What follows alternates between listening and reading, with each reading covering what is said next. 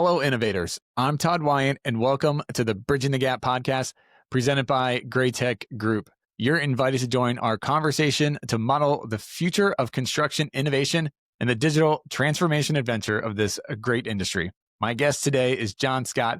He's the lead draftsman at Creative Modular Construction, where he oversees the design and drafting behind a wide range of modular building projects. With a deep understanding of construction, engineering coordination, and practical field needs, John is the bridge between imagination and execution. He's passionate about improving processes, solving complex layout challenges, and helping push the modular industry forward through smarter design. Welcome to the show, John. How's it going, Todd? It's going great. It's going great. I love that line in your bio about being the bridge between imagination and execution.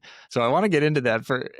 Before you dive into that, though, how'd you get into this industry to begin with? So I started working actually at Creative Modular Construction 3.5 years ago. I was hired on as the press brake operator, and they just kind of had a need. And so they kind of asked if I wanted to do some drafting. I had some previous experience in CAD and just kind of some, messing around a little bit in it. But so they asked if I, wanted to come in and try out drafting. And so I said, yes, of course. And I came in and just, figured out, exactly what we needed, and tried to make things more efficient. Just, a lot of it's been a learning process. And I think everybody learns something probably every single day in the industry. Stuff's always kind of constantly evolving, stuff's changing. We need to figure out how to do things faster, more efficient, and, of course, keep our quality standards up too. So it was kind of an interesting, introduction into drafting. Because the owner of the company and then the GM of the company, after one of the shifts, asked me to come upstairs. And at first I was a little nervous. I was like, well, why do they want to talk to me? And then they just kind of approached me with the question, and I was like, okay, yeah, let me get a day to think about it. So the following day I went in and was like, you know what, like, I don't really necessarily have anything to lose. And I definitely, want to get better and learn more about, the drafting side and just a little bit more of the, technical side and kind of the front end stuff. So that was kind of my introduction to the industry. So it's been fun. It's definitely been a ride, and I've definitely learned a lot along the way. Yeah, that's awesome. So circling back to being the bridge between imagination and execution, how do you feel like your job kind of bridges those two areas? So when you can take a drawing on a napkin, and just kind of transform that into a drawing, just, communicate effectively, figure out, kind of first what the needs are, and then kind of bring that stuff back, into our systems or our software that we're using, and then, create something, and then kind of just see it all the way through. It's pretty cool. We have a pretty creative owner, and so he's always coming up with new ideas, and he's like, well, hey, what if we did this? Or, could we do it this way? And so it just kind of really gets you thinking of you being creative, which is one of our core values as well. And so it's kind of something, we live by is, how can we make this better? How can we, make it, go through the manufacturing process easier? And just being able to take something from either a basic drawing or just a thought, to be able to make it real life is pretty cool. It's a really important, valuable skill set. I am maybe infamous around here of having a concept or an idea that's very clear in my head, but maybe I describe it very vaguely. And it's like, I have this new design for something, but here's my feeling that I have with it. And it's going to be like this, or like, I'm thinking blue. And they're like, what? Yeah, you're going to put it together. I know. Our designer, She does a great job with my very vague instructions. So it's very helpful to have somebody that takes that imagination to execution. So I'm Absolutely. sure they're very grateful. One of the kind of core principles at CMC is, building people, building buildings. Mm-hmm. I'd love for you to unpack that a bit more. What is building people? What does that look like in practice at CMC? So we take a lot of guys that are either, coming out of sober living homes, kind of coming out of prison, haven't necessarily had the best life. And a lot of times are coming to us with, little to no skill. Some of them can't even read a tape measure, as far as coming in from, to do some assembly or, fabrication, that kind of stuff. So we really focus on, building up that individual, pouring into their life, and not just necessarily from a work standpoint either. It's really, it feels really family oriented around here. So, I mean, they're, willing to go above and beyond just a work setting here, just to make sure that you're doing okay and equip you with the skills, the knowledge, and just the positivity, just to push those people to succeed. Because a lot of those people aren't given a chance. They are pushed to the side, and it's a struggle for a lot of those people to be able to find a good job that's stable. That's another thing. We do have a really stable work environment here. Just to be able to bring those people and lift those people up is amazing. And so, I mean, as long as you can pour into that person and walk beside them, give them the skills, they definitely love the job. They feel like family. They want to come to work. It's not just a job. I know that's how it is for me anyways, personally. I've had plenty of jobs where, I wake up every day and I'm like, man, like I don't even really want to go in today, and it's not like that here. Like, I wake up every single day and I come in and I'm here to support, the people around me. And also I get support from, the people around me as well. And so it's just a really cool, interesting environment. And, we seem to be able to retain quite a bit of people as well.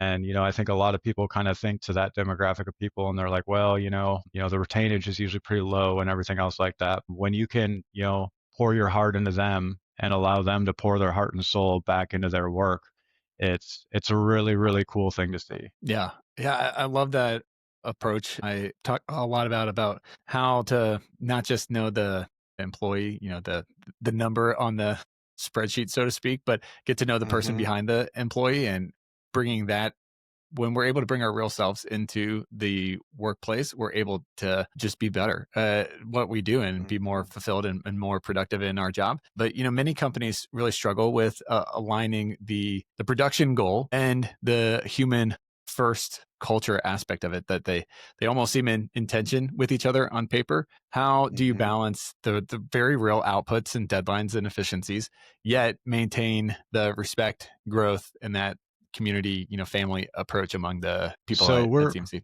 Yeah, we're a Christ-centered company. So we actually do paid Bible studies every single week. So on Wednesdays, or it's a couple different days for the different shops, but we set aside time, an hour and a half into doing Bible study, and we have company luncheons. And I mean, it's good to see when those people, want to be here as well. It seems to be typical that they end up producing more as well too. And so, I mean, yeah, we have deadlines.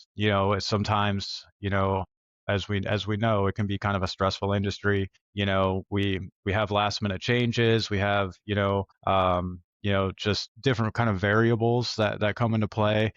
And so just, I just really think the support, and knowing that the guy next to you is there for you and not just there to get a paycheck. And, I come into work today to support the guys around me. And it's definitely a balance, but I find it, that it's been a lot more effective to be able to really be intimate and build a relationship, with people, instead of just them feeling like a number as well. Mhm. Yeah, love that. Who do you think is responsible for building the culture and then maintaining it? Is it top down? Is it bottom up? Is it combo? What does that look like at CMC? So, I mean, I would definitely say our owner, he is, I mean, he's definitely the visionary, and then, I mean, ever since I've started here, it's been him and, kind of upper management that are, kind of, giving us that vision. But I mean, we have guys that, that work out in the shop that, preach and stuff like that too. So, I mean, I think, once you kind of, surrender that, to Christ, I think it makes it a lot easier to be able to pour into the people. I mean, I don't know. It's a great environment, and sometimes it doesn't even feel like work, which is great, But I Yeah. definitely, the vision comes from the owner for sure, and then we kind of catch on to that vision and see it working, and not just in our lives, but our families' lives, the people around us. And I think that keeps that vision going. Yeah. It's cool to see a construction company really, I mean, it seems like living out the gospel there. It's really cool. In a Yeah. fast-paced modular construction shop, okay, what are some of the cultural challenges that you've had to overcome, and how maybe focusing on people helped in those areas to address those? I mean, again, I feel like it's just a shift towards, a family mindset and giving someone purpose too. I mean, I think there's a lot of people who maybe came from a background who, had some trauma, or, didn't necessarily feel like they had a purpose. And being able to, give someone that purpose. I mean, it's a game changer, and it makes people want to be better. When Mhm. they see their life progressing and getting better, just by their actions, and just by maybe changing their perspective a little bit. I know, even just coming from like a victim mindset, kind of, poor me, this always happens to me, shifting that to well, why not me? Like, I can do this. I have a purpose, and I know, God's with me every step of the way. So I think that makes things a lot easier. And it's fun seeing the growth in a lot of the guys, even in myself. Like, I mean, 3.5 years ago, I mean, I was, walking with Christ and stuff, but my music taste changed. The people I hang out with changed. My want to go, kind of help people has changed. And I see that a lot in the guys in the shop, like, doing outreach, doing some sort of fellowship outside of work. Um, even setting up some book studies inside of work, just to, get to know each other more. I mean, we've got a women's Bible study separately as well. So, the women can kind of get together and have their time. And then we have group time. And then we also have some small groups too that will kind of get together as well. Yeah. Super cool. And the impact of shifting the me centered perspective and then Mhm. focusing on others first. I mean, that's seems, maybe it doesn't even seem like that easy. That's a radical shift Yeah. for most people to make, but it makes such a Yeah. big difference when you can pour into Huge. somebody else and not the me centered first. I mean, that's a Yeah. game changer for sure. Yeah. Absolutely. So you're really at the intersection of craftsmanship and technology. How do you think the strong people first culture, how has that helped when implementing new technology or changing a process? Uh, well, I mean, I think, there's a lot of trust that kind of goes into switching up processes, and, switching over to new softwares, and stuff like that. I mean, a lot of times it's usually kind of a painful shift, in a lot of aspects. But with the growth that we've been having, I mean, it's been an absolute necessity. And with having that trust in our leadership, that, hey, this is the direction, that we need to be going, or, hey, this is the future, this is going to get us to where we need to go. Just having that trust with them, and knowing that they have our best intentions in mind, and then wanting to live up to those expectations too. I mean, there's, those transitions can be difficult, but when you can really live up to them and get to the other side and accomplish a common goal, just, there's a bond, that gets created. And it looks the future tends to look a lot brighter, when you get to the other side, Mhm. and then you can look back and, see all the struggles that you had, and, just kind of be like, you know what, we did that together. I mean, that's really important, here, is celebrating, just the employees and stuff. And we have a milestones tradition too that we do at our luncheons. And so that's, if someone just got their license back, we all stand up and celebrate with them. I mean, that's a big deal to some people. They, buy their own house, have a kid, get insurance on their car, anything like that. It's, we want to be there to, celebrate with them. And Mhm. so, it goes back to the leadership. The leadership of this company is absolutely outstanding. And you can trust them, you know? Yeah. Yeah. I mean, that's huge. You're forged in the fire through that kind of intentional trust building is that goes a super long way. So I want to tech podcast. So I want to dive into some of the technical aspects of your workflow and everything. So before we get into some of the kind of the nitty gritty, I'd love for you to walk through kind of at a high level at CMC how how are you guys set up on the modular construction side? What's the a typical kind of workflow look like for you all? So we usually work through, our architectural side. We have a permitting set. Once everything gets permitted, we get the drawings and we look at, if there are any changes. I mean, we are in the modular industry, so for the most part, I'd say a lot of, the bigger scope of work stuff stays the same, but of course, going from, city to city, there's different code requirements, and sometimes different electrical, different plumbing, that kind of stuff. So those details kind of get figured out on the front end. And then we typically put everything into an inventor model, and then work through there. And then we do our pull our parts and pieces, and do our programming on our CNC machine, and then work through those through our press brakes and everything else as of right now. Of course, we did just get a new machine though, and with that machine comes Strucsoft.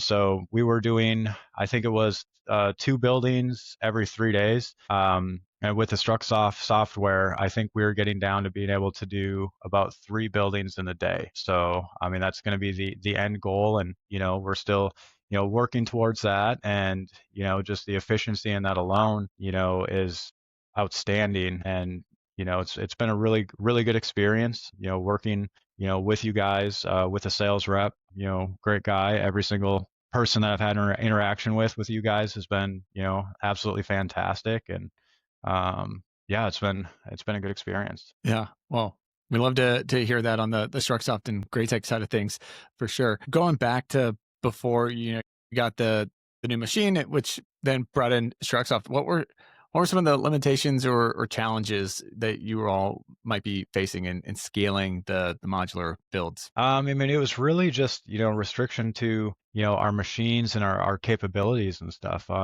We had some older punches, turret punches that we were using. Those can only kind of move so fast, and Mhm. you have to have a certain, workforce working them. And then transitioning down into, the press brake department. The press brakes, are great, but you also have to have a workforce for that. I mean, it's so that was kind of some of our struggles, was we were just finding efficiencies in our fabrication side of things. And so, I mean, yeah, those were a lot of the kind of the bottlenecks we were looking at when we were looking at switching over to the new machine, and then of course working with you guys. Yeah, cool.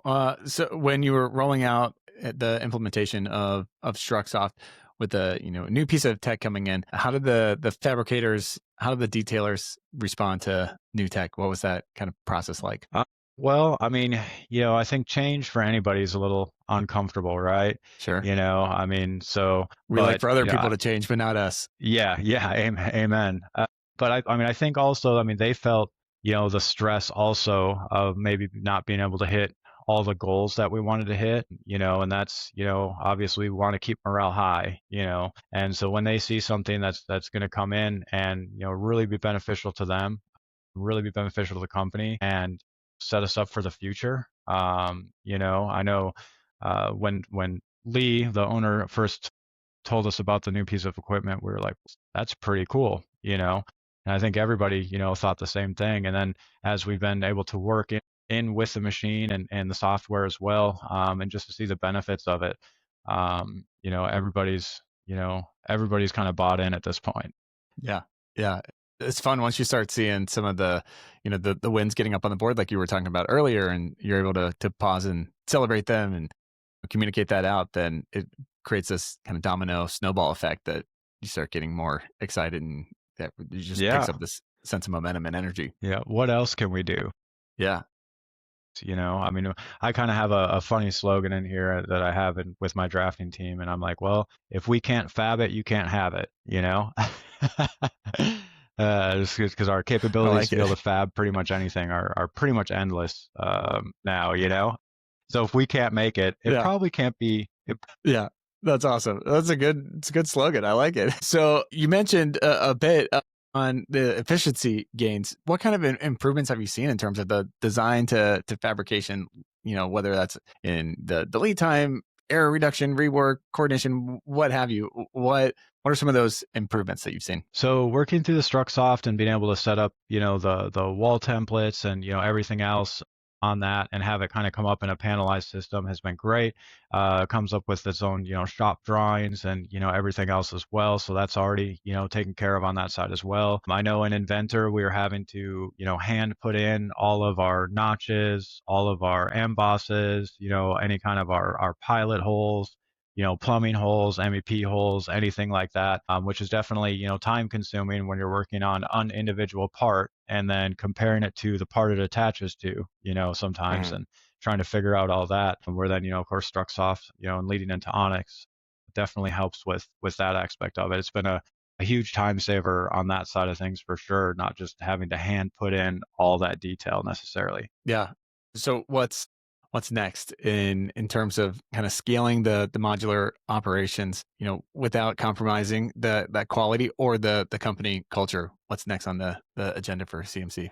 Well, I mean, I know that we've got a new campus coming up. So we have like 8 different shops right now. So we're kind of spread all across town. So really kind of bringing everybody together under one, roof. And then, there's going to be some other, equipment that we end up getting in as well. That's going to make things a lot more efficient. And just, having everyone, under one roof is going to be great too. I mean, just the logistics of that, trying to coordinate, all the different shops to be on the same page, is also quite a task, Yeah, I bet. so I don't want to, make a pun, but it's kind of bridging that gap, right? You can make that pun all day long. We're okay with that around here. That's awesome. So, what advice would you give other modular builders, offsite fabricators, considering the digital transformation to keep the culture and the tech adoption going smoothly? Yeah. I mean, we don't live with a spirit of fear. So, I think that change is good. And, it's good to embrace change. And I think that we need to be comfortable getting uncomfortable. So that Mhm. means putting yourself in uncomfortable positions and being comfortable in those positions. So, that's where growth happens. That's where, again, a lot of the team building and, bonding happens through those. And, just to be able to work through that stuff, and make it to the other side together. And I mean, moving everything to either a more digital version of things is always seems to me a little challenging up front because you're not used to it. But once you get all the systems in place and everything gets to flow, I mean, it eases quite a bit of stress and anxiety on certain aspects of it. So I would just trust the process. And I mean, the modular industry is constantly changing, and we strive to constantly be better. And the only way to do that is start bringing in new tools, new softwares, and just embrace it. Yeah, I mean, the pace of change, even in the last couple of years, is crazy. How much it's just exponentially Yeah. spiked up. Where do you see the industry, even like let's say a year from now? Where does that change? How is it going to impact and come in? Oh, man, I don't know. I was joking around with the owner the other day. I said I want to be able to do all this in virtual reality. Like being able to like sit there and stretch your pieces. Move your Yeah, pieces around, almost like walk the model. Be able to create parts and pieces and stuff like that. Like that would be pretty cool. Just to have a complete visual representation. Of exactly what you're working on. In real life. Now, if anyone's quite there yet, I don't know, but I definitely see that that could be in the future. hmm Um, and yeah, the technology is great. yeah. So as we start to kind of land the plane of the conversation, a couple kind of rapid fire questions at you. What is the phrase "modeling the future"? What does that look like and mean to you? I mean, that is to me, making a superior product, and also, creating a better mousetrap, right? I mean, we've got, standards and stuff like that, and stuff that's already been kind of, built.